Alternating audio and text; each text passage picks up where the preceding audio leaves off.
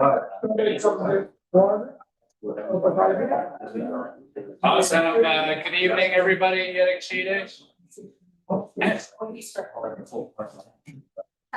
to tonight's community conversation. So this is part 4 in a 6-part series of community conversations, very important topics on behalf of the Village of Lytton and their official community plan update and series.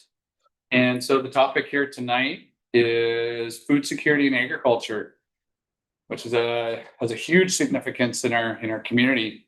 And so community conversations, they're a series of meetings that provide focused opportunities for residents, local interests, surrounding jurisdictions and stakeholders to provide more detail about certain topic areas. Ideas shared in each of the community conversations will help the village identify key policy directions and actions that'll be included in the updated official community plan. Food security and agriculture. So tonight we're going to be presenting, here's the outline. So farming around the Two Rivers area, historically agricultural land in the region. What is food security and why is it important to the Fraser Canyon? Traditional food, local food security initiatives, and we'll have a look at some of the workbook responses that we received through the initial planning, and then we'll have time for questions and comments. For all those folks online, just note that we have another wonderful dinner here tonight. I'm pretty sure it plays a huge part in why folks are returning for all of the seminar. So stoke to yourself for the future. So the next slide is the Nicklekmuck food and farming history. So villages and trade with a population over 10,000 with the surrounding settlements were prosperous hunting, foraging, settlement and training and fishing and basketry. The area was a hub for trade. So folks from up and down the Fraser and Thompson rivers came here to meet and trade goods. So Clemsheen has the perfect climate to grow and preserve goods. The heat, the wind, and long growing seasons meant plentiful crops for domestic and export use. In the late 1800s, the search for settler gold, so the gold rush, support services disrupted the Nicklekmuck fisheries, the food resources, and the traditional way of life. A little snapshot of some history and farming in Lytton here. So 1958, we had the... Sorry, that's 1858. 1850. Okay, bit of a typo there. 1858, establishment of the Watkinson Ranch out at 25 Mile on Highway 12. 1885, the Chong family, who owned and operated their grocery hardware store in Lytton from 1885 to 1987, which is over 100 years. 1864 to 1912, we had Rose Court Ranch, and they used to ship fruit and vegetables to Vancouver. In 1882, the fire destroyed the McIntyre warehouse and barn. In 1888, the Verbagliati store opened. 1868 to 1900, the 14-Mile Ranch, the Pine Grove Ranch, the 20-Mile Ranch, so the Cane Ranch, McGilvery Ranch, 18-Mile Ranch, Caribou Wagon Road, and the cattle drive all played a significant part in our history and molding our establishing ourselves as ranch lands. Lytton farming and history. So in the 1900s, vegetable farms up the Botany Valley. The Chong family actually leased land, and we had Botany Valley bees, which are still present to today. 1912 to 1959, Earl's Court or Spencer, they exported apples. In the 1920s, Lytton was famous for its alfalfa seed. In the 1980s, we had the first ginseng farm in BC in Western Canada in the US. Now we have Fountain View Farms, which is one of the largest organic carrot producers in BC. And we have Mojave, and we're blessed to have her in the room here with us here today. She's developed the Planting Seeds project 30 plus years. We have grapes growing in the area. So the Lillooet VQA, Vintners Quality Alliance, defined as all lands below 1,000 meters in elevation that stretch along the Fraser River from about 25 kilometers north of Lillooet to just south of Lytton are prime for growing grapes. In the area, we have the Spray Creek Ranch, which has certified animal welfare approved beef, lamb, pork, chicken, and eggs, and certified grass-fed beef and lamb. Also locally here on the west side of the Fraser River, we have the Scrapium Little Prairie Farm, and they produce heritage produce, free-range eggs, and authentic Indigenous cultural experiences. It's not a whole comprehensive list, but just kind of gives you an idea. And historically, I mean, a lot of folks around here used to raise cattle, and some of Lytton's cattle fetch the highest price at auction, from what I hear, because of the amazing rangeland that we have and produce some really tasty beef. So up here on the map, on the screen, we have the regional agricultural lands, so the ALR. I guess they're shaded in green to show some good significant areas for growing. And the next slide. What is food security and why is it important to the Fraser Canyon? Food security is the ability to have equitable and consistent access to local, affordable, and nutritious foods. Food availability refers to having sufficient quantities of quality food available on a consistent basis. Food access relates to having sufficient resources to obtain appropriate foods for a nutritious diet, and is strongly related to household economics. Better physical and economic access to healthy food increases the likelihood of healthier eating. Healthier weights, reduced rates of diabetes. Vulnerable populations are at a risk of facing financial barriers to a sufficient, safe, and healthy food supply necessary for overall health and well-being, which really is something else.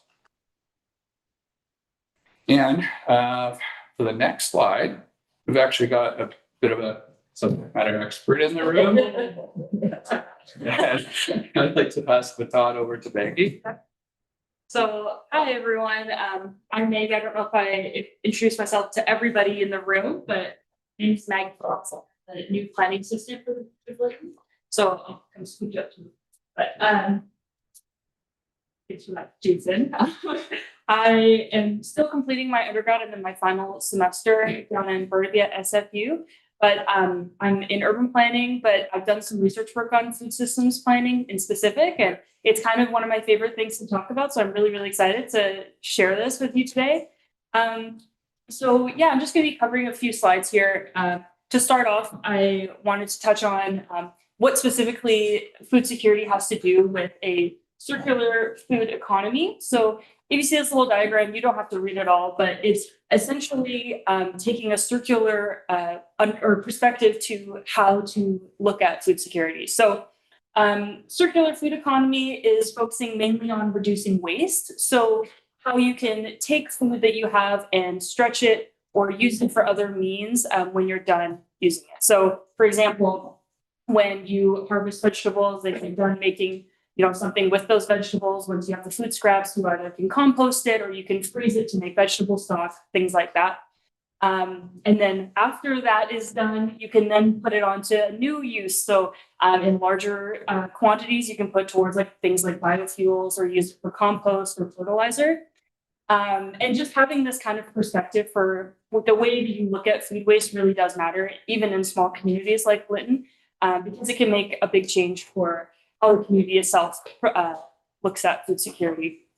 And yeah, so food security is a really big thing that Lytton could consider in its OCP, and that's kind of why we're here today to talk about it with you. But Lytton is very vulnerable to things like fires, floods, and highway accidents that could essentially cut itself off from the rest of the food influx that we have. So by bolstering ourselves and understanding, that we can grow our own crops here and be self-sufficient, it would be really, really beneficial.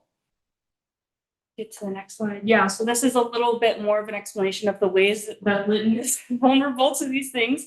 However, I think the biggest takeaway from this very large chunk of text is just right in the middle, is sandwiched in there, is that families that are self-sufficient in the sense of having dehydrated, canned, or preserved foods in other ways are really able to keep themselves going in the event of an emergency. Like, we don't have a grocery store here now. If you are able to kind of grow your own fruits and vegetables and things like that, you can kind of have the comforts of a grocery store in your own little way. Me personally, I really like making jams and preserving things at home. And I think it's kind of a nice way to be like, oh, I can just grab this off the shelf. You don't have to go somewhere and buy it. And I find it also tastes better. But yeah, I'm going to pass it back to Jason to talk about the local food initiatives. All right, awesome. Yeah, so we've been so blessed to have a dedicated group of folks that throughout the growing season play a huge part in making up the Two Rivers Farmers Market. So probably coming up soon, I guess maybe May, somewhere around there. We'll be starting the farmers market here in town again.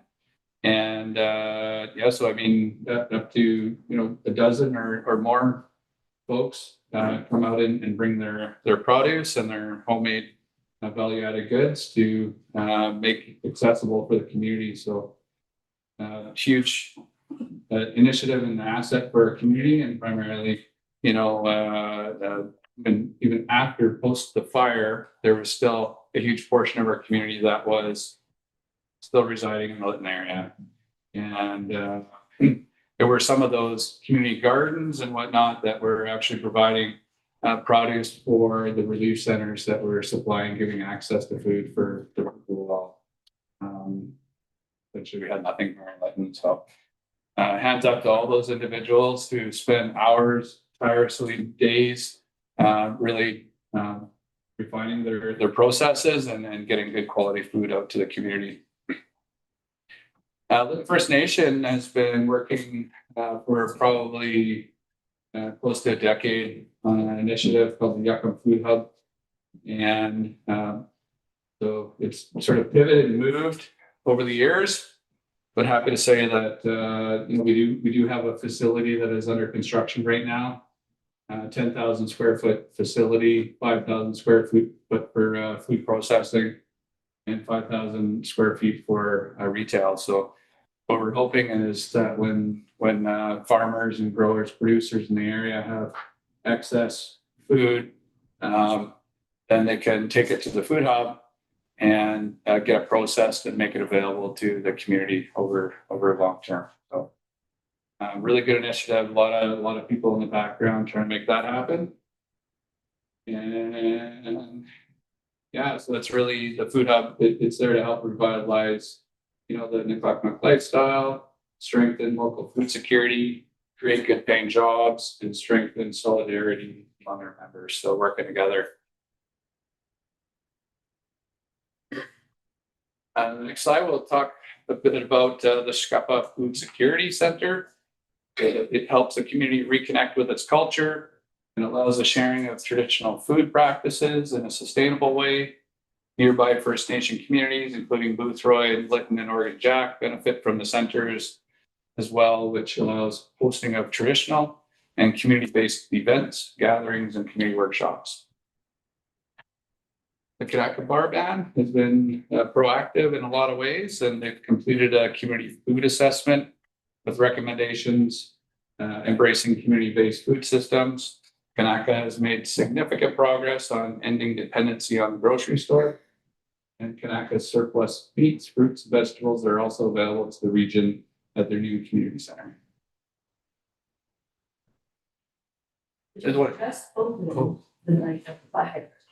Oh, wow. No pots in there yet. There was no way to cook. There was no anything. It's like there's a shelf it's for sale, and it's like, oh, there's some wrinkly apples, I'll eat wrinkly apples, I don't think else, you know. Amazing. Local food security initiative. So some people may have been aware over the last 18 or so years, Raven and I have been buying agents and for wild foods and getting those wild foods down to different distributors and out to the community. So primarily started out with pine mushrooms. But so for centuries, I mean, local people have harvested wild foods to provide for their families, and those traditions carry on to this day as a way of life, which also provides economic opportunities for families. So for me, it was really important to really showcase, highlight, you know, the fact that our people used to go on the land, harvest all kinds of different foods, right? So right from root crops to you know, bare stem desert parsley, which we call squetta, for leafy greens, all the different berries from huckleberries, elderberries, saskatoon berries, and the various types of mushrooms. And so what we found is that by making that opportunity available to the community to be able to sell their goods, that we're hoping that they'll bring some home with them as well to share and spread throughout their household and their family group. So it's been hugely successful in the past. I mean, we've impacted close to 70 families in the area, and I won't really put a dollar amount on it, but some years are good when we have good weather, and some years you have little dips. But needless to say, we've had harvesters right from the spring all the way through to the fall time that would constantly harvest for us. So it's good. What was the word? Yeah, so Yeah. back to the last. So just a quick slide to give you guys an example for what a food system policy looks like. So this is taken from Tofino's OCP over on the island. And there's a few different key takeaways about this policy specifically, but one of them that I think is really important is like how the municipality is able to support the development of community gardens, greenhouses, and urban agriculture projects, focusing on permaculture. So permaculture is using the natural ecosystems that would have otherwise occurred, and using that to the benefit of the things that grow there. So planting local plants, native plants that would have grown in that area if you had just left it. And with the municipality's support in that, you know, trying to get folks out there growing what they can, and you know, supporting, you know, creating space for those gardens, I think would be really, really important for Lytton. Another good part to consider for this is how community gardens and greenhouses can really bring together people. And as we had talked at the previous week's meeting that I was at, people were really talking about newcomers and how to create that community again. And I really do think that community gardens and coming together for like a joint project, in this case, growing things that may otherwise be a bit stubborn and not want to grow, is a really great way to make friends with the neighbors that either you do know, have known for 20 years, but maybe even people that have just come to Lytton. Another important takeaway from this policy is the small scale commercial agriculture that Tofino is trying to support in this policy. So even though it's on a smaller scale, trying to start up a little economy from these community gardens and whatnot is really, really important as well, because not only can you personally and amongst your families benefit from these gardens, but also by selling what you grow. And the last point that I thought was really interesting is how they're supporting on-site rainwater harvesting, because another big issue for Lytton is that, you know, it's a little hot. There's not a lot of rain. So when it does rain, through these kinds of initiatives, you can collect it and then use it for the gardens, which I think would put a little bit less pressure on, oh, you know, like I don't really want a garden because I don't want to take up all that water. Well, if we can collect it via water cisterns, that would kind of take another barrier off of that and bring more people in rather than push people out. And so, yeah, we're just going to breeze through some of the workbook findings. So, yeah, let's see, what do we want to say here? So Lytton's important traits, a big one was climate resilience. And also the desire for more concrete economic foundation. So some of the examples that were in that workbook were industry, agriculture, and food production. So through that, you can kind of see that there's a little bit of a push there for wanting to, bolster the resilience and strength of Lytton that, is already there, but just pushing it that much further, but also bringing in some more economic streams. So I think agriculture is a really great opportunity where you could kind of take those two things and put them together. A community issue that was a really big highlight is the return of the grocery store. I can't imagine what it would be like having to drive all the way up there to Hillendale just to get, a loaf of bread for the week. So that's definitely, we see and we hear that. And I think that, introducing a local food system through gardening and things like that would really relieve some of the pressure that, even though you have to drive all the way up to who knows where for the grocery store, at least you don't have to get too many things that you could otherwise procure through our support for the community gardens and things like that. Some economic objectives, promoting and maintaining an economically viable downtown. It's very, very relevant. And I absolutely agree. And I think part of that through the food systems of the farmers markets and things like the Yuccan Food Hub, that could really be part of it. Selling the things that you can grow, selling the things that you can dry or preserve, I think would be a really big economic factor for Lytton. So yeah, continued economic objectives, collaborate with the NCLEC. That sounds right?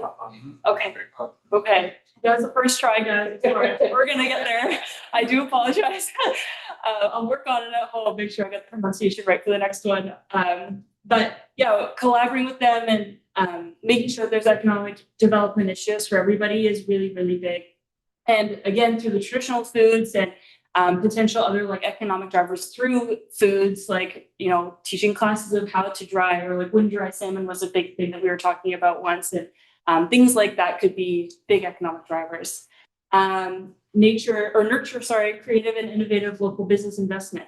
A big local business could be commercial agriculture and other things like that.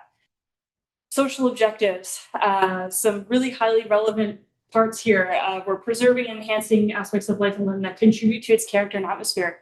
A big part of character and atmosphere are the things that the people that live there build it up to be. And so, I really do think that bolstering food systems and introducing more agriculture would really provide to that character. Some more workbook findings. We've got exploring non-potable water for firefighting, irrigation, and other suitable uses. So taking it back to that Tofino policy that we were mentioning, collecting rainwater is a really great way of taking in water that would have otherwise kind of gone into the soil elsewhere, and using it for gardening, but also firefighting, other suitable uses like the sprinkler systems and things like that. And yeah, reconciliation and relationship was also highly relevant. I'm going to say like 99% of people that did the work responses thought that this was highly relevant. So that was really great to see. And working collaboratively and in partnership with NCLEC peoples to address the opportunities related to transportation. Oh, no, that's okay. Very sensitive. I know, I believe it. Transportation, environmental protection, affordable housing, tourism, and economic development. And so not to say it for the 100 millionth time, but I do really think that food systems, agro economies, agritourism, things like that, wild food preservation and selling that, it could be a really big opportunity for Lytton to take advantage of.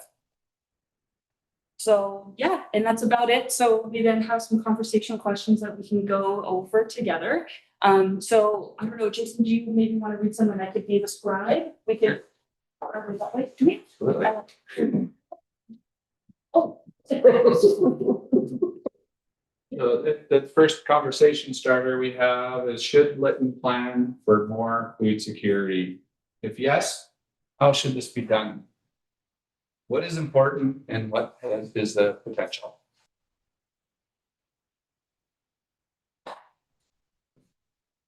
Well, you can't make people grow stuff. There has to be an incentive. It's only certain people that'll bend down on the ground and start digging around in the dirt. It's a good thing, I think, because I think that's what keeps us in touch with the earth is when we're on the ground and got our hands in it and if more people did that, I think we'd have a better world. Because a lot of people never touch the ground. So they don't have a clue how that connection is. That's a feeling connection. There's the actual feeling that comes with putting your hands in the soil, right? You know. Preaching to the choir.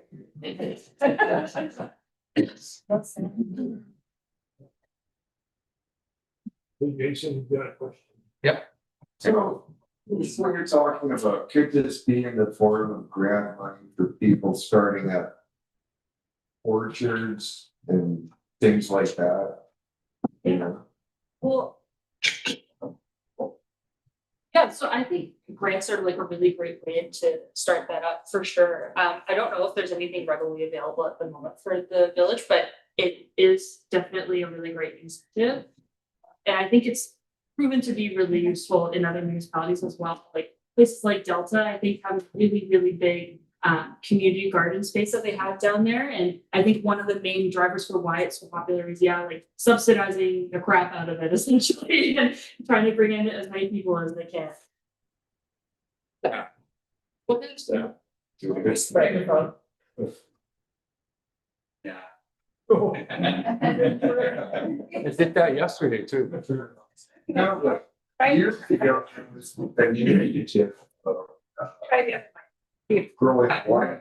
And there was deal for growth there. We were giving people, we just, to get wineries established here where, you can grow pretty good right there. Things like that. So it's just, I don't think I've seen any program like that since, 20 years maybe. Yeah. I do agree with Maggie that there is a lot more coming down for grant funding, like obviously the village can't really afford it, but there are other programs. And it's definitely food security is sort of top of mind for a lot of people these days. So for the OCP, definitely an action would be to explore funding opportunities to allow people to do more home gardens or whatnot. Yeah, absolutely. I mean, that would be for trees. I mean, if somebody's growing vegetables in a big public garden, that would. Sorry. I do things like this at home too.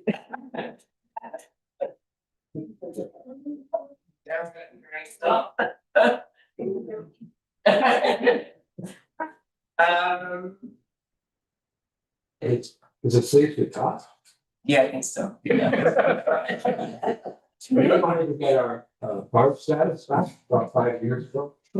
So Becky suggested we grow grapes. She said, if you guys put in the posts and the wires, I'll pay for the plants. And I said, forget it. That's the hardest part.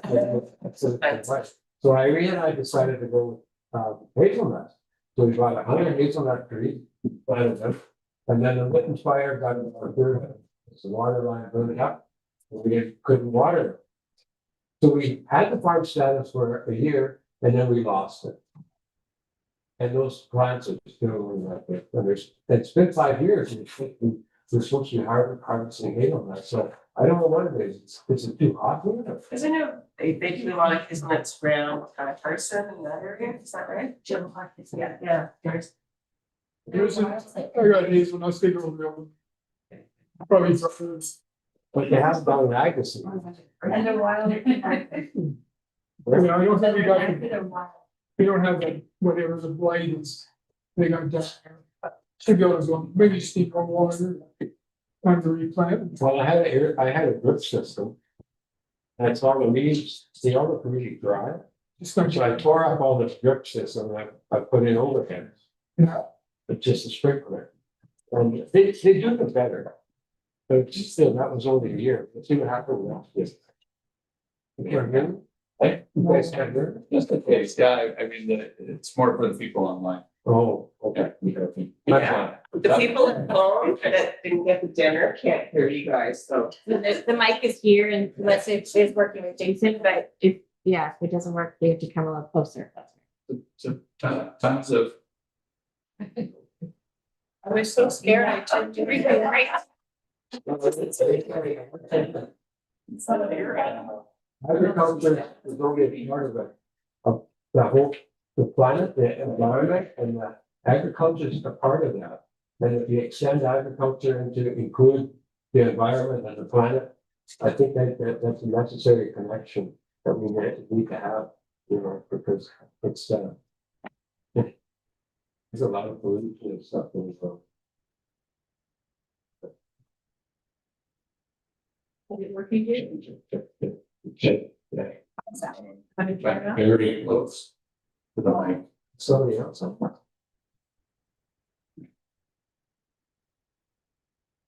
Right. Check. That's okay. Come on. There's a very good points about some of the challenges and around getting started as a farm enterprise, right? So retaining that farm status, and it's a chore in itself just to pursue and call yourself a farm. And I know so because my neighbor, you know, has a small operation and struggles with making that certain threshold that you need to make in order to keep your farm status and whatnot. So definitely hear you.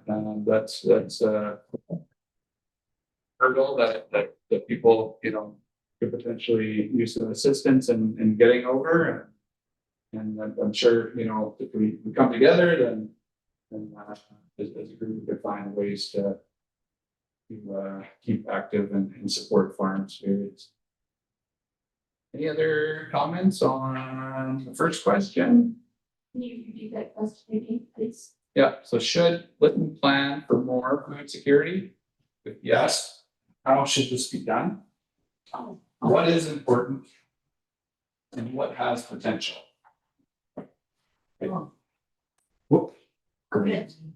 I'm just gonna say what's important is irrigation. If we have the water system, because we used to grow a lot of fruit trees and lots of tomatoes and all that and corn and all that. But the irrigation system dried up because it was underground water we were using. And for some reason, the water was farther underground. We could not make contact with it. So we had to let the fruit trees give off whatever they could give off every year, but we couldn't plant anymore. Irrigation, we gotta have irrigation as a primary thing to keep growing. What's the sign of like ponchos? Yeah, it's a bit that often field. That was coming from over top of the mountain. Absolutely, water is life.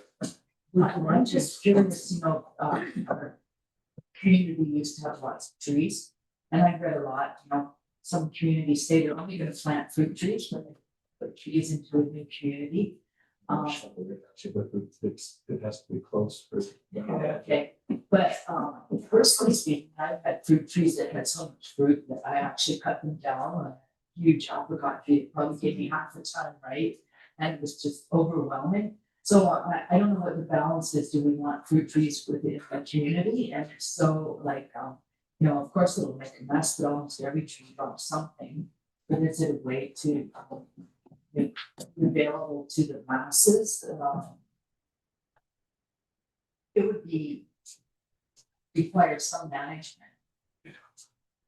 But I just don't know how people feel about that, because especially like Bill was talking about nut trees. You could grow walnut trees, and they take a long time, probably like 20 years, 15 or 20 years for some trees. For walnut tree, yeah. It's a Maybe high, 7 or 8 starts it's producing. a high protein, good oil, expensive item, and it's very nutritious. So I don't know, is that maybe something we want to consider, putting salt in our community with food and nut trees? Like Brian's not here today. Business plan for the we started by surveying the community and really reaching out to everybody and asking like how as an organization could we assist you in being successful as a farmer. And a lot of everything pointed to help us get it to market. So it's such a chore in itself just to produce stuff and to be able to harvest it. And it's just like a whole other ballgame to actually make it turn into dollars and to be able to make a living out of it. So that's in part why the Food Hub has focused on the value adding and the processing side of food production. That's where, that's where the park. Are there farmers here? Wait, other than that. Everybody's farmers here. Farmers here. Also. What's the biggest challenge?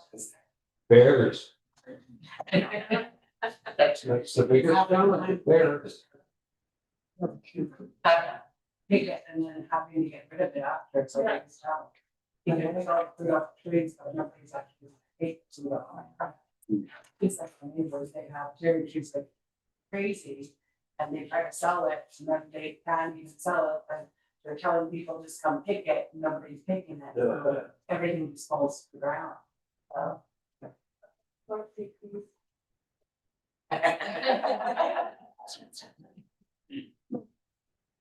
So what Jason was saying was a way to get it to market. Well, and having the Lytton community be the market. So because people here don't want it, you have to ship it somewhere else. So if everybody here wanted what was here, then it wouldn't be such an issue. Right. So it's finding ways to engage people in eating, you know, a handful of cherries a day. And all those things, right? So if you go to the market and there's what is it, Patsy sell carrots. Patsy will sell a lot of carrots in a year, right? Because that's what people want. And there's certain other things she's learning that she is not gonna bother with because nobody will buy it, nobody will eat it. So why would you grow it? Right? So there's the appetite, literally, the appetite needs to be in the community. I mean, there's still a lot of us here to eat food. But if it's easier to go and buy a bag of chips than it is to go buy a bag of carrots, then you're gonna go buy a bag of chips. So it's making it easy, making it available, doing the education piece, having the kids in the schools, learning about farming, learning about growing food, so that they grow up knowing that this is a way to live your life. And there's good than a couple bags of chips they eat. So to me, that's the village is in a funny spot. Like we could be doing like Jackie said last night, if everybody had their own little spot, then maybe that they wanted to look after and turn into something. But up at Napa, how many raised beds are there? Quite a few. Many. Yeah. And how many of them are taken over and have plants growing and? There were a whole bunch of them put in last fall. Yeah. So like October, there were a whole bunch of beds that were filled, because there have been plans change, you have to go through all that mitigation stuff. Yeah. And so they're ready to go through this year. So and I know, for instance, some of the health that is older, they prefer to have the raised beds. And then depending on how we're structured, if you put two raised beds next to each other, you can put a board across.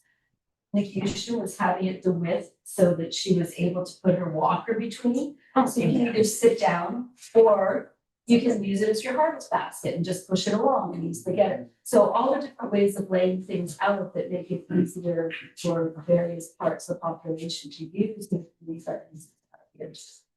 Certainly where I live, they have greenhouses, we don't have those long growing seasons, you do.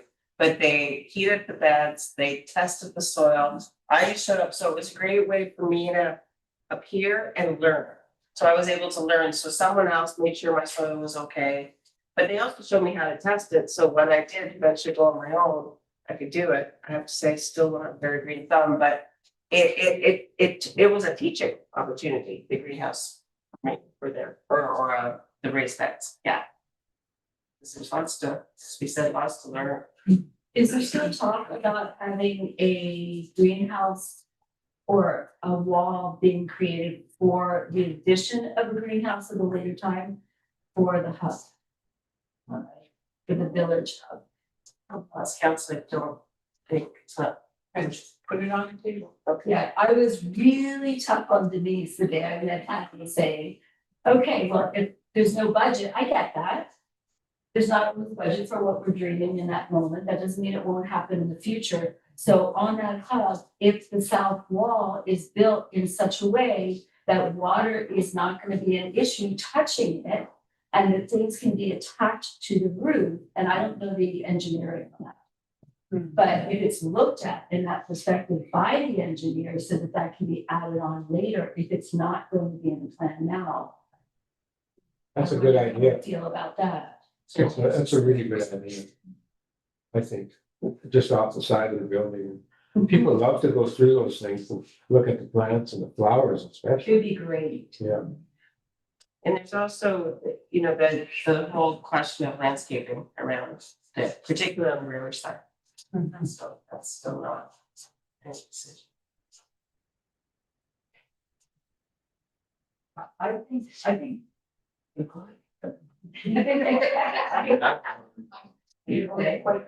I think Jason's comment about big stuff to, so it's stable. So, I mean, you harvest it, I think almost everybody here has product that they have too much of at some point.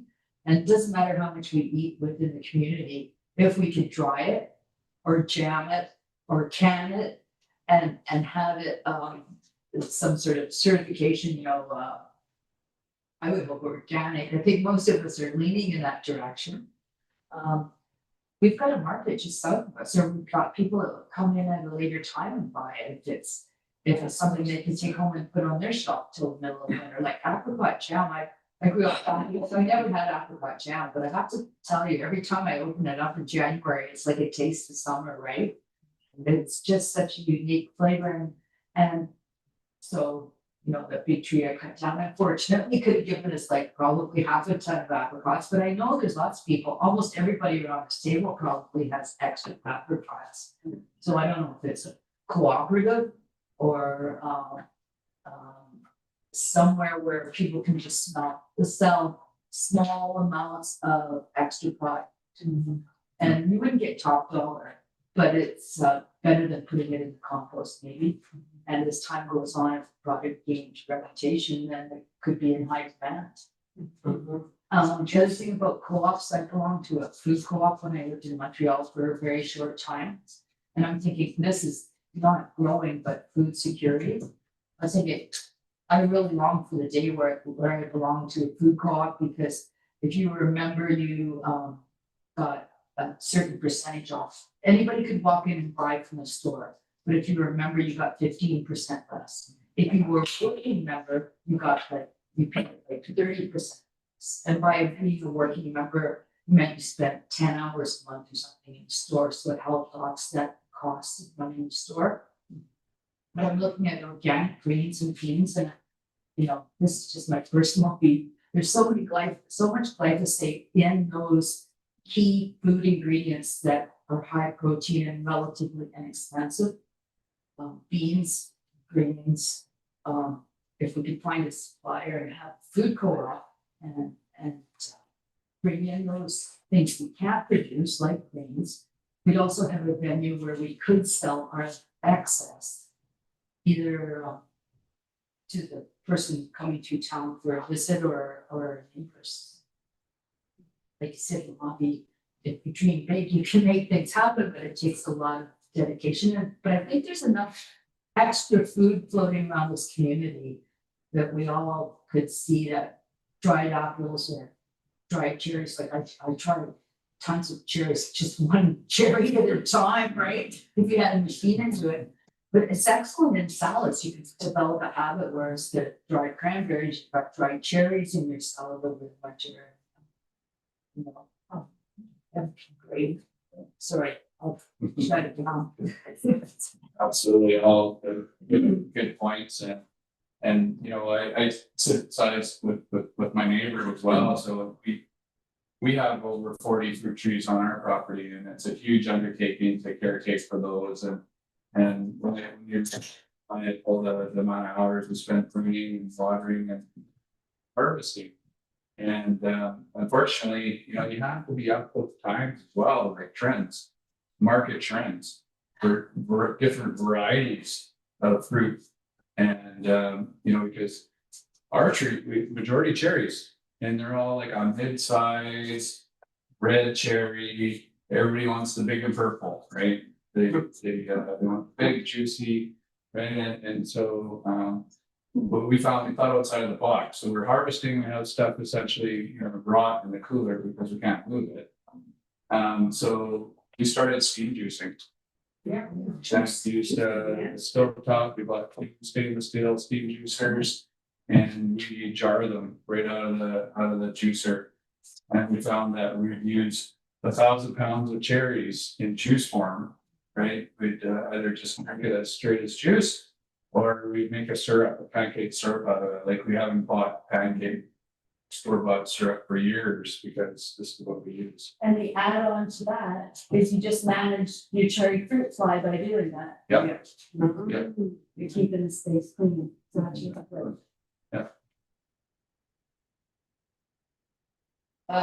That's a really loaded question, but I, oh, man, we could talk all night, I just not another question. So when I think about, food sovereignty, and one of the things that we need to think about first is who is going to grow what? For an example, somebody sees, oh my gosh, you're selling so many carrots. I'm going to start growing carrots and start selling that, right? And so all of a sudden, then you have an overabundance of carrots in Lytton. So what are you gonna do with it, right? So coming together once again as a community to figure out who's going to grow what. That's how we used to do things back. It's almost an inventory, right? Like who's growing what in this town, in the greater area. And have a big map. And did you have, when you were starting the initial planning, look at that or anything? I'm just curious. Yeah, somewhat, but I mean, there's still few people that were like interested in really growing and supplying, that we weren't too concerned about that, but I mean, that's what we used to do back in the day, you go farm to farm, you equipment share, and we'd help each other with different crops, and you would trade, right? Trade and exchange goods. Because some people are really good at growing potatoes, they have a good chunk of land that does potatoes really well, and the other guy doesn't, so, you might as well work with the expert. Yeah, no, that's kind of what I was getting at. And we had the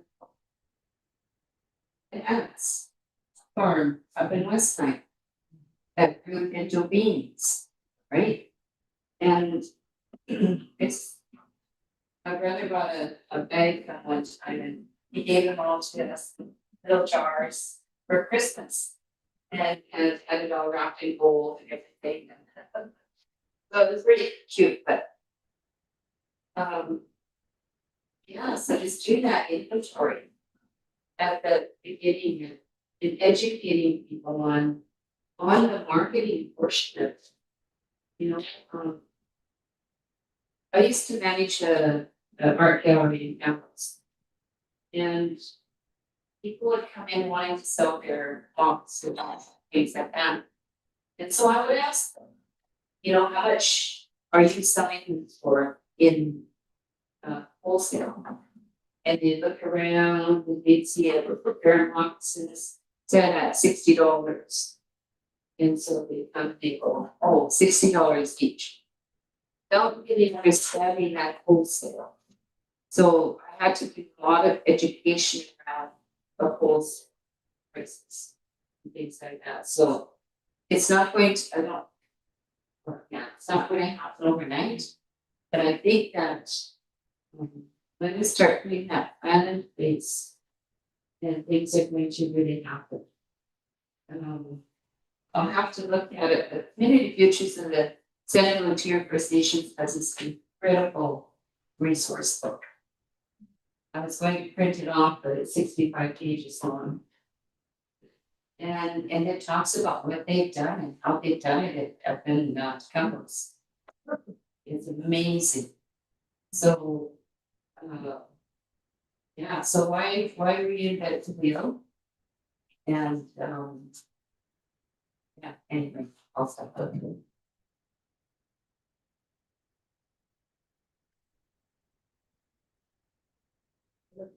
on the times with climate change are changing, the strategies to, going backwards from that.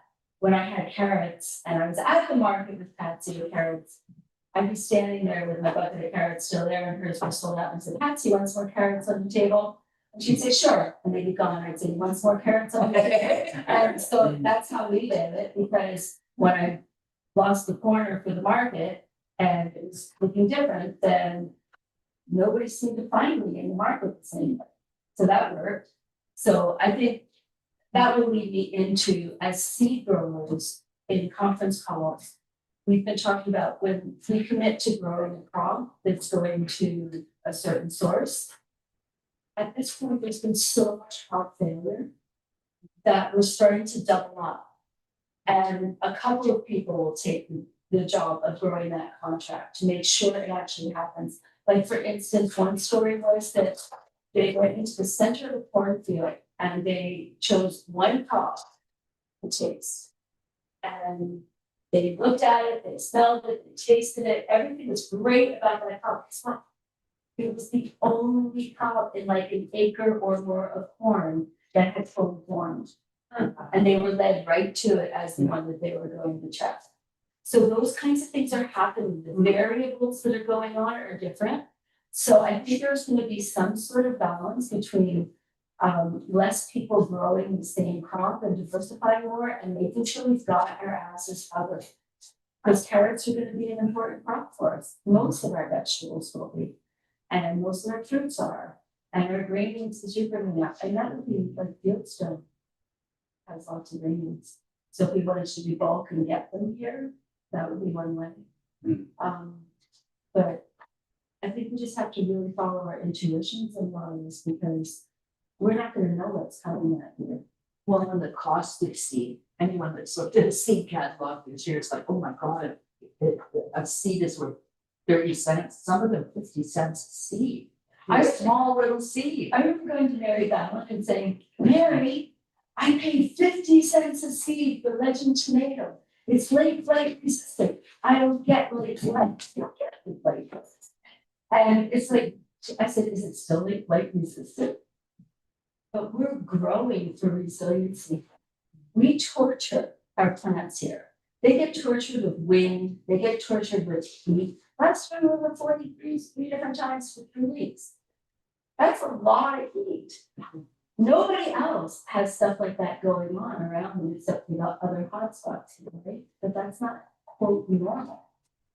So we're doing it. We're growing that resiliency here into our food, into our seeds, into everything that is going on around us. And we're the people that are looking at food resiliency and food security that know what it means. It's not in our imagination. If it's going to happen, that we don't have food available to us. We know it from the inside. The electricity was off and freezers and fridges were going off. And people were evacuated. Those that were here still had to eat, and what was there? What was coming in when the roads were closed?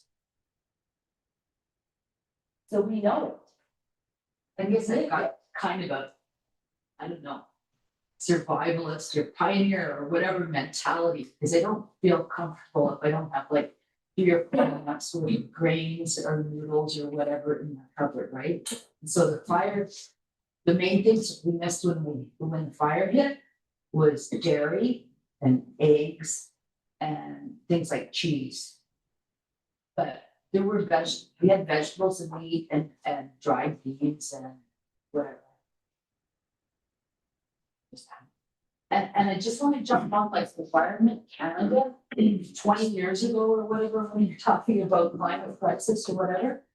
They said one of the biggest challenges in climate crisis is because the weather patterns are so erratic and extreme that big monocultures will fail. There'll be times when they just totally fail. And the only way we can really survive is to have many small farms with a diversity of of crops. So that if one crop fails, at least you've got the other one. But they really saw the survival of agriculture for the masses or whatever in small scale farms, not in the big monocultures that we've depended on for so long. I've always felt, for whatever reason, like first came to Lytton, I always wanted to come back to Lytton, because I always felt like I could survive here, right? It may not be the fanciest venue, but you can survive. There's a mushroom or a vegetable or whatever. I think we're fortunate in that regard. Whether you can make it into a profit business, I don't know. I think seeds are important. I think dried foods are important. I think Avi maybe knows Kanaka has a freeze dryer, right? Are they using that? Yeah, they're using 3. So I have some speculation on the freeze dryer. I haven't looked at them, which it says that the food will last, the nutrient in the food will last for 35 years. So that is at the point it is frozen in the freeze dryer and comes out and is handled properly. So all the everything, the harvest time, the handling of how long it sits, then how long is it exposed to the air before it goes in the freeze dryer? All the handling happens. Was it covered when the freezer pre-freeze it? Is that over a weekend uncovered? What does that? I don't know the answers to these questions. I'm seeing variables. And then it comes out and it's vacuum sealed. And it absorbs moisture. It's not vacuum sealed. It has to be vacuum sealed. So I think that that's part of the key. And myself, I'm in small spaces, or I have lots in small spaces or something or other, but I don't have room for a box of plums this big to look like that size when it comes out for storage.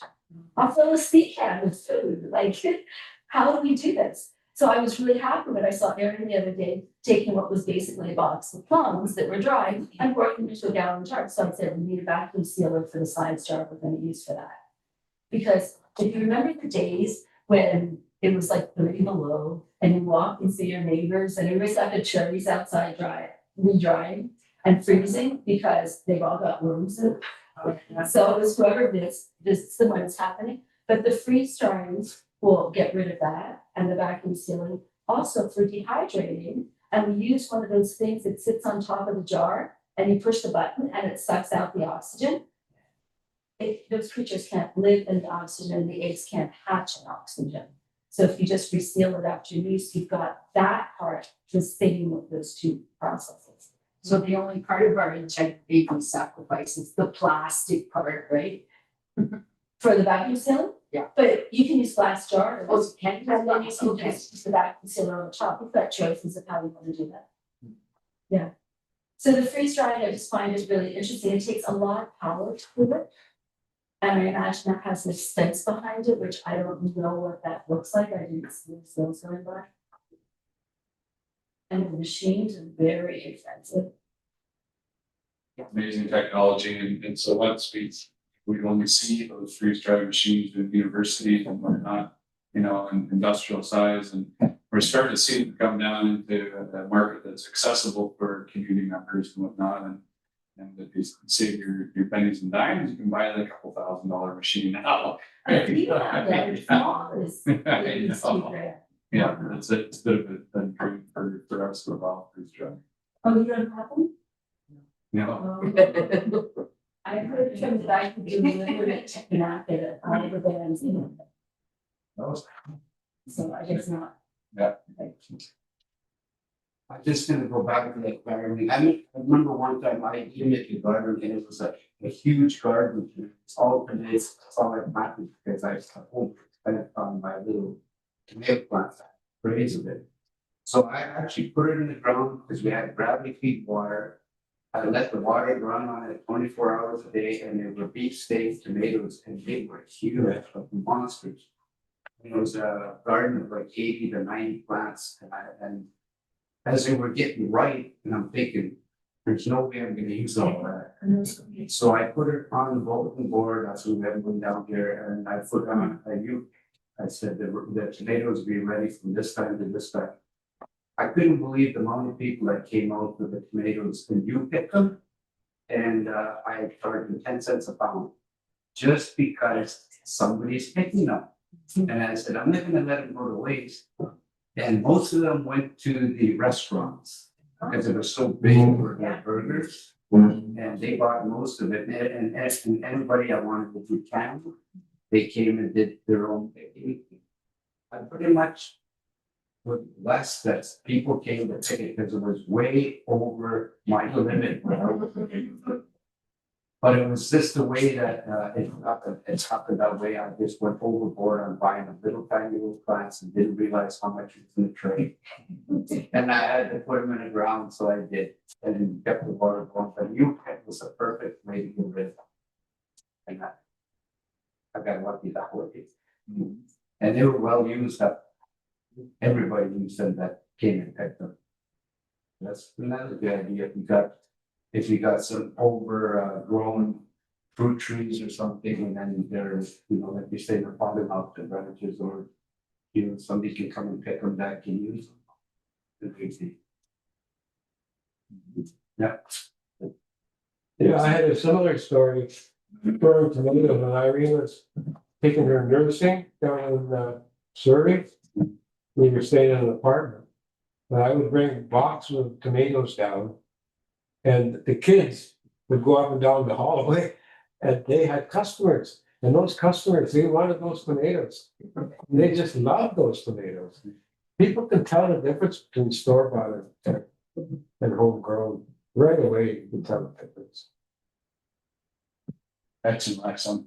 And just before it slips my mind, can you mark down community bulletin boards just on that? In Pemberton, they have a website, and if you're looking for something or you have something, or you have an agricultural question, like what is this bug?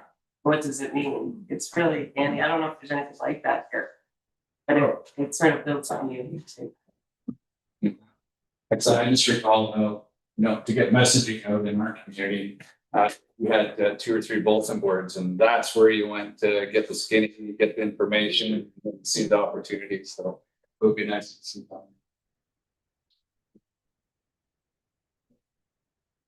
Oh, Jen, yeah, just can't pronounce it. But anyway, we've heard a lot about birds, we've heard a lot about tomatoes and grapes and everything else. But what about everything else? The beef. Right? The chickens, the eggs, all of that kind of stuff. How can we support those that are struggling with the farming?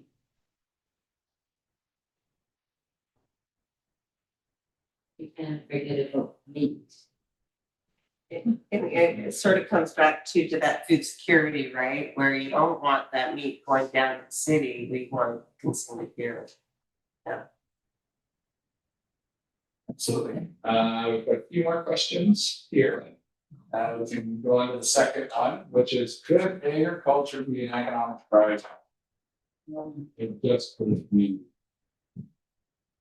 If an economic driver, what is the potential? The tourism, festivals, wild foods, agritourism, cultural and culinary tourism.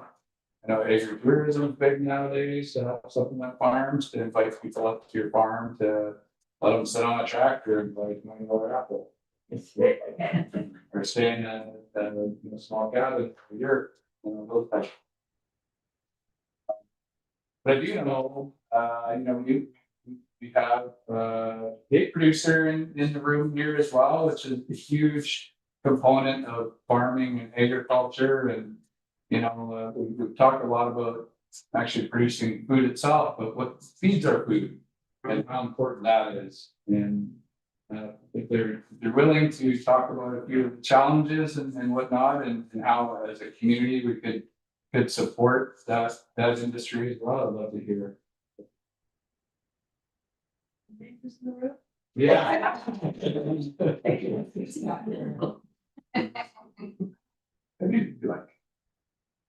Well, water's always an issue, but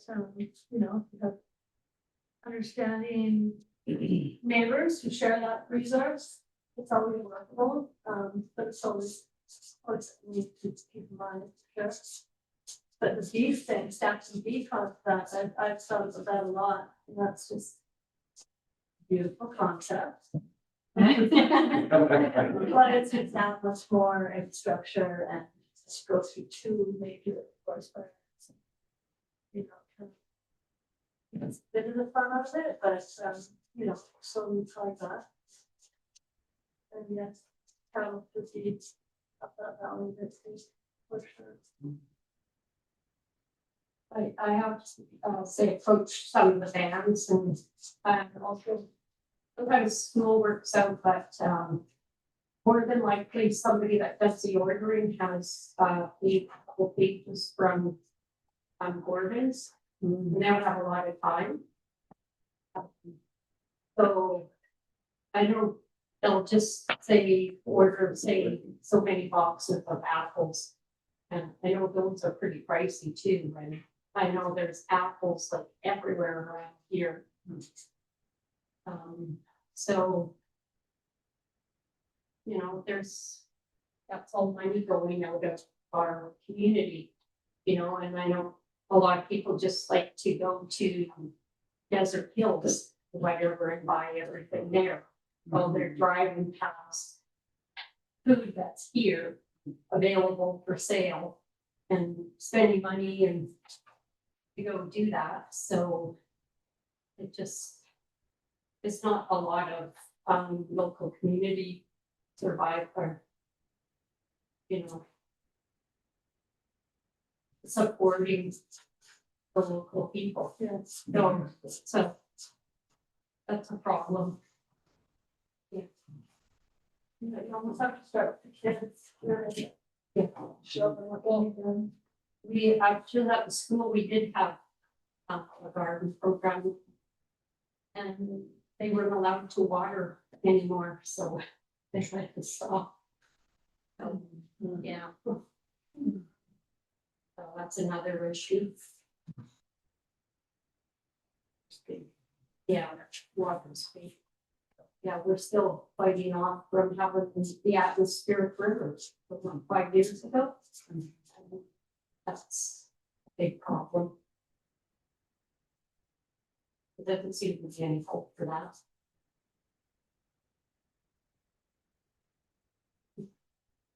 Water is a big problem. See, all a lot of water has gone underground. We used to get that underground water stream. Yeah. And then we noticed it was getting lower because the summers were getting hotter. And the water was going deeper, it was going somewhere, you know, it wasn't coming out of the ground and It's on my place now. we shut the whole spot. Prince go to my place and never had it before. And we can't go ahead and, not even alfalfa, Yeah. not even garden really. We used to get it over the mountain, come around Bottom Valley, that ditch line we put over here. But that because of the fire, the roots of the trees used to hold up the ditch because it was such a slope.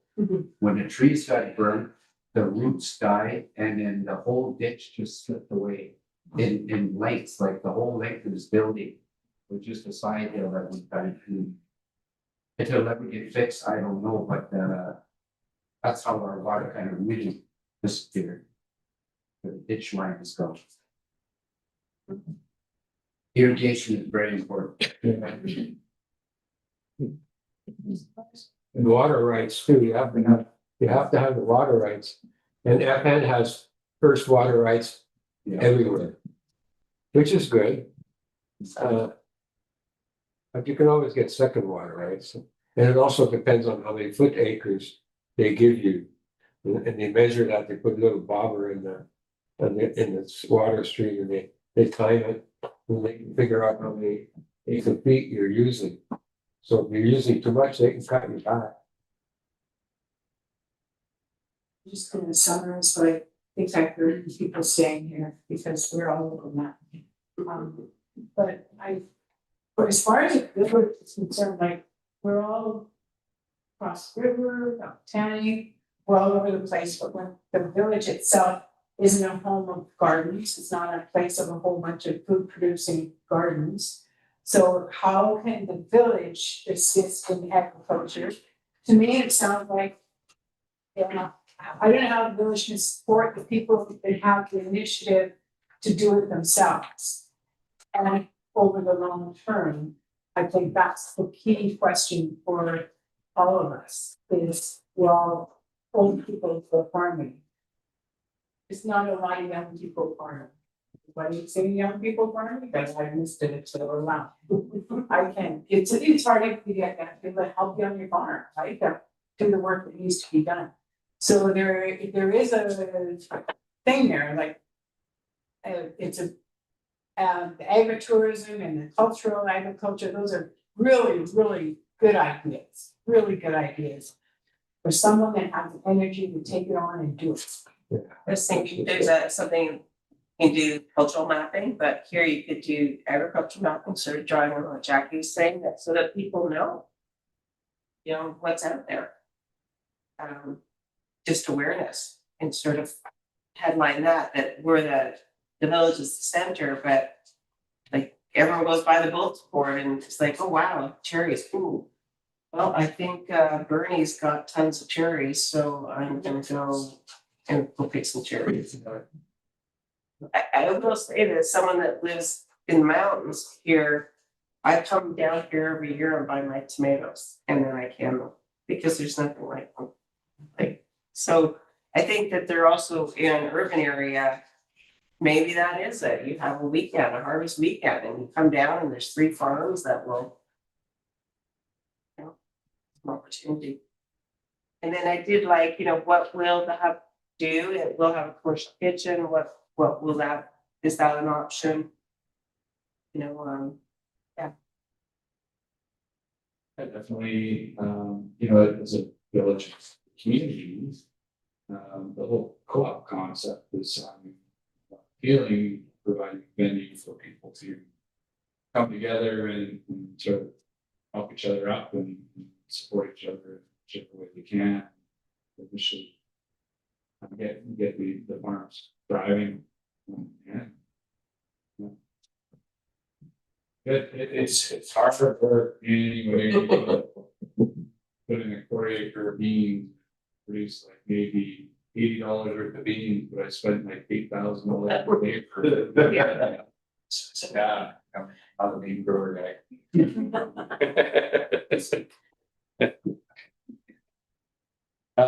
Few more questions we have. So the third one.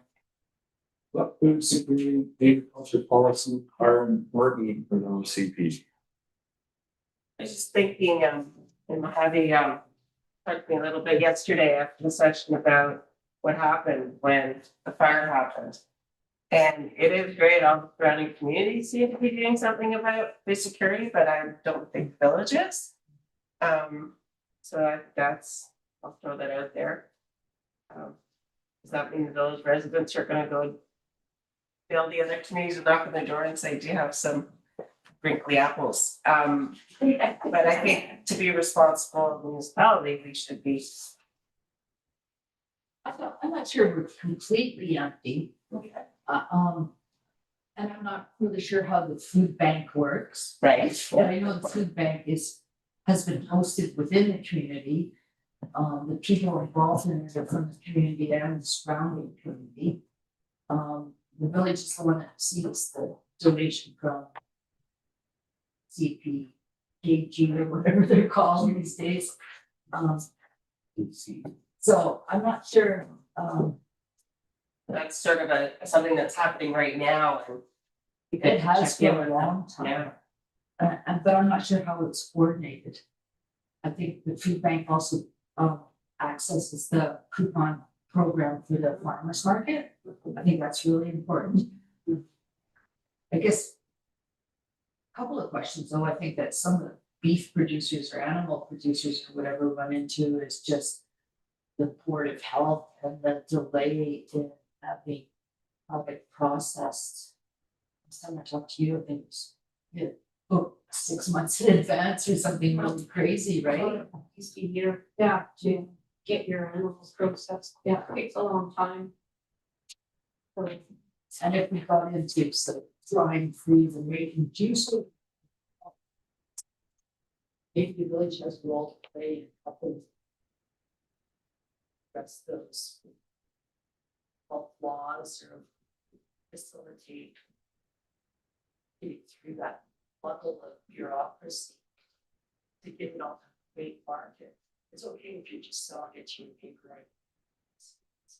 Finance or school acid or whatever it is, foods, but if you want to go commercial, then you have to run into that whole origin. Rolling and everything, right? They've been brought in that and will give it away to your family. Well, yeah. Again, maybe I don't know, I really, I'm glad you're going to give it some. It's so flexible and members can make of what they're saying. Before the fire, did they, the local grocery store sell local products?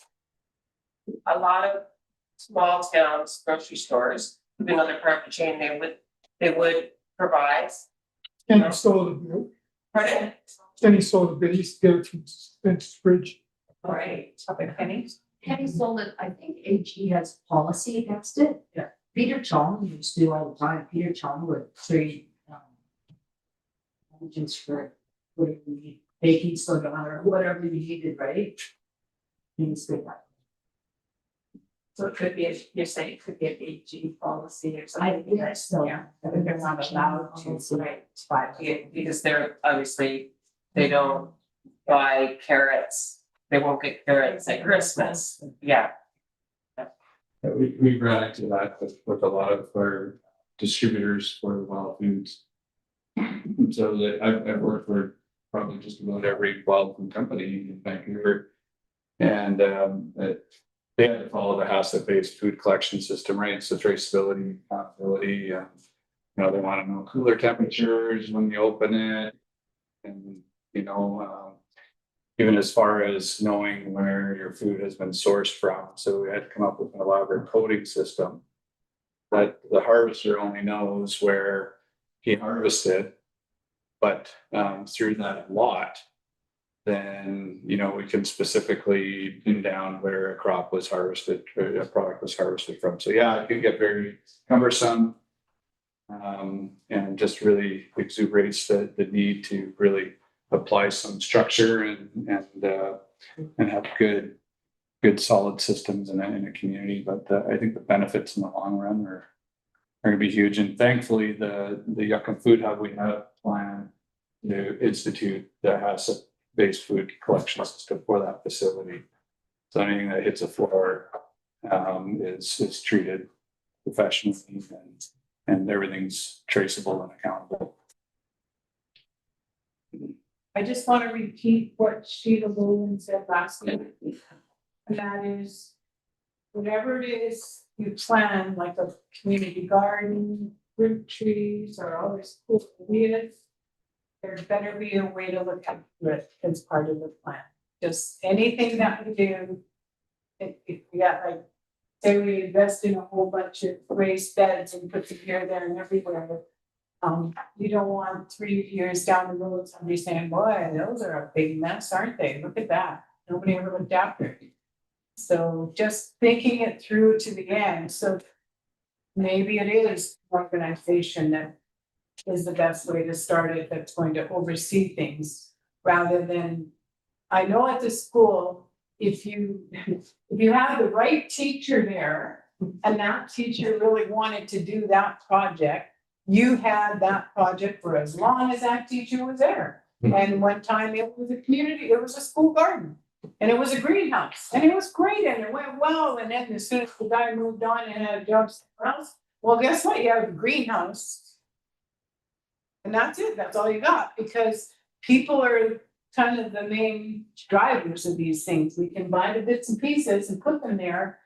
But if we don't have the people that are going to see it through for the next 10 or 15 years, or the structure that's going to get somebody new to constantly be taking it over, then we're doing ourselves no favors by taking on something that's new and exciting and shiny and pretty and gonna die in a year. So that's all, my word of caution. Good job pointing that. Yep. Project champions. We have champions of all different kinds and we do have them in our community. I'm just curious because I don't know a lot about the hub. You're talking about the one at the battlefield? Yeah. So that will be an inspected facility? Like health inspected, so say you wanted canned tomatoes or somebody in the neighborhood had a salsa recipe and they had all the ingredients and they wanted to run off a batch of salsa for the market. Would it be inspected so that we could do that and then market it? That's the intent, yeah. Multifaceted type of venue where we wanted to design it, the business case and an approach where if somebody showed up with 1,000 pounds of something at your doorstep, we knew what to do with it. Whether it was going into the cooler, or it was going into the freezer, or it's going straight onto the processing floor. But then also to have it flexible enough where it's appealing to people. So you show up, you pay us to process it for you, for a nominal amount, or we trade 50-50, or we buy all your produce and we process it and sell it ourselves. But trying to build a business case around that it's flexible and works for most producers. That's a huge asset. Unfortunately, all the apricots will bottle up at the same time and all the tomatoes, but that's not a problem right now. In the future, if it is, you can always expand. Yeah, and that's it, right? So it's future fan, I bring in new products to market. And so we had a bit of an experience with Bear Stem Desert Parsley, where, split. So essentially, we shared it with some of our bosses and started, give them 20 pounds of it and say, spread it around to the chefs, see what they think. We eat it all the time. Didn't hear a peep after that. The next season, he found out, oh, you got some of that celery stuff, 50 pounds now, and then next thing you know, in one season, we moved close to 2,000 pounds of sweater. I'm not sure if anybody comprehends in this room how much sweater that is. That is huge. They're like 20 acres. Yeah. We had folks that were trained, to pick a certain way, certain size, and wrap it in bundles with elastics where you could actually bring it to market. And actually stand split up, and you treat it like celery. You stand it up in a little bit of water, and it keeps nice and vibrant. But not interesting enough. It didn't move in the warehouses in Canada at all. Like he has warehouses in Vancouver, Winnipeg, and Toronto. As soon as you send it across the border, Seattle, Las Vegas, New York, they gobbled it up. They gobbled it up. And to the point where I'm actually watching morning news one morning, where they have the wine chefs and they're, I think it's Saturday morning news. And the wine chefs, well, they're using our split up one morning. I was like, what? It's like, okay. So the potential's there, and it's all in getting it into the right hands. Yeah. One more, I know the third one's a little tough, like food security policies. I mean, we may have to dive into this and really make some suggestions and look at what other communities have done. Really get some wholesome suggestions on, what the pathway to go. One last question that we have. So how should food security and agriculture be considered in the OCP land use map? Are there facilities that should assist with food security and agriculture? For example, permanent location for the farmer's market, community processing and gardens. So I think we've touched a bit, here and there on it, but for more suggestions.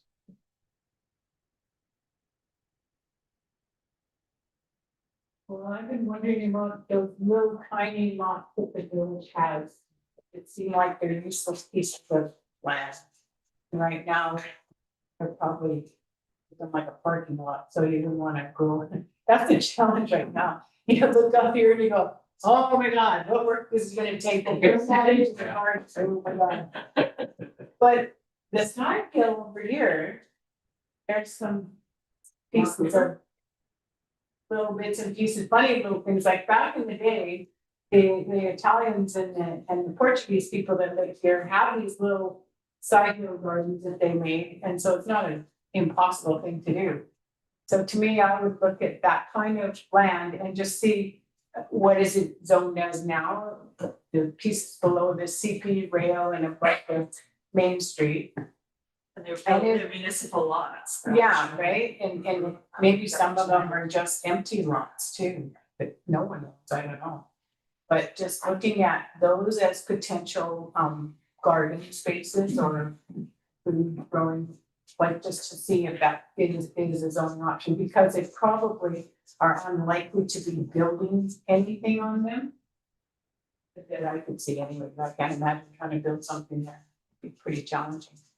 So that would be my only suggestion for that kind of stuff. I guess I have a hard time,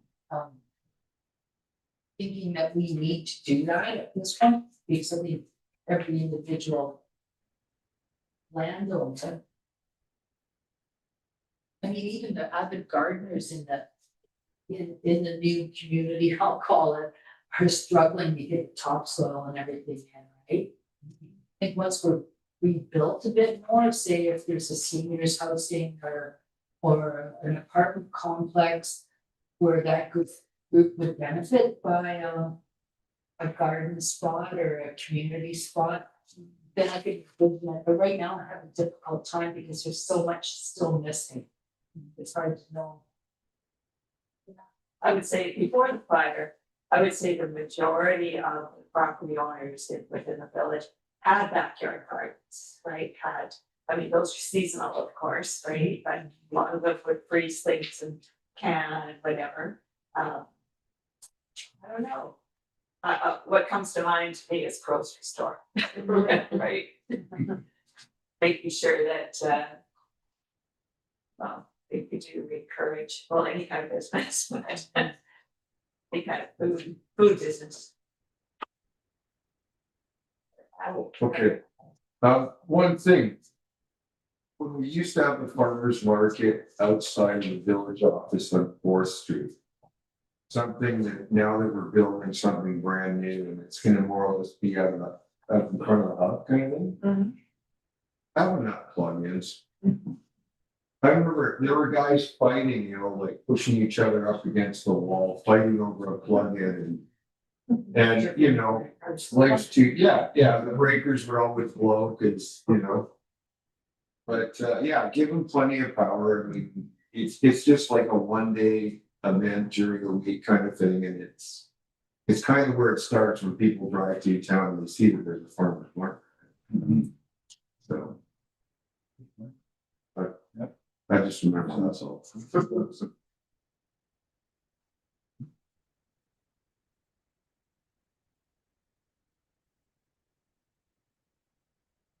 So when you ask about it, and I'm thinking,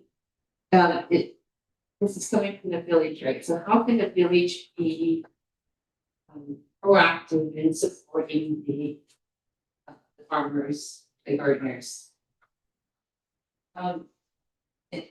And thinking, you mentioned, a few little vacant lots. Why don't we stop, right? On one of the lots. Because you don't really necessarily want to be actually growing things in the middle of. So why not have it as the opportunity for bringing people, having something available for people to market their goods, right? So there's that. And then, one of the lots for a permanent farmer's market. Right? Instead of once a week, why not twice a week? Depends on the farmers. Right, my experience when I was at market was 1 day a week was enough. The rest of the time you're actually doing your product. But with a big enough market group, maybe some way you want to do Mondays of it. I'm not saying no, I'm just saying there has to be a bulk of them that would like to split. You go on Friday and I'll go on Wednesday or whatever, right? Yeah, and, you know, maybe, I don't know, like say, turning the farmer's market into a fruit stand for the rest of it. Or, you know, somebody coming into town, they could bring their fresh pickings for the morning, cucumbers, you know, maybe, you know, a few baskets full of cucumbers, tomatoes, onions, and have it available throughout the day. Because, I mean, not everybody gets the farmer's market. I had a hard time getting the farmer's. And, you know, and it comes at 3 o'clock and shoot, I missed that farmer's market again. So, yeah. Accessibility, yeah. Hugely important. And out of all my, I don't know, 3 a.m. entrepreneurial concepts or whatnot, I always had a dream, you know, and respecting all of the hard work of the producers in the area.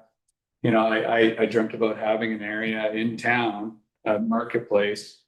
And on farmer's market, at the end of the day, I would just go and purchase everything that everybody took the time and effort to bring to town and try and sell it during the week, right? Just making it more accessible and for folks to get it. And I didn't want to see it waste and whatnot, right? So there's a ball somebody could pick up.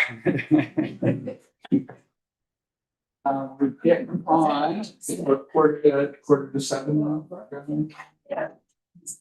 Yeah, just so, thanks, everybody. I didn't introduce myself, started really do this random person. I'm Carolyn, I'm running the OCP process. So with the village, I work for the village. This was really great. This is a harder topic, and I think a lot of you are much more hands-on, and I really appreciate you came. My email is on the website, and if you have any, after the meeting, was that last night? Yeah. On trails and parks, people sent me random comments, which I really appreciate, and those will all be recorded. And yeah, so thank you very much. I think this place has so much food and has great food. It's pretty incredible. So yeah, well, thanks, and please continue to keep participating. We really appreciate these really unstructured sort of conversations, which they were intentional. So everybody feels somewhat comfortable just to talk and share their ideas. Next week, the particular those of you interested in water, we're doing infrastructure and community facilities. So obviously the hub is one of them. It's coming up. So that's on a Wednesday night, and Jason will be here, and our village engineer, and so it's a great snapshot that you'll get to learn about a few other projects and more of a roundtable discussion. So, and then emergency preparedness is pushed back, I think, to the 19th. So just so you know, it says right now, I think it's changing it, but we just had to get all the players involved. So to make sure they were here to answer questions, etc.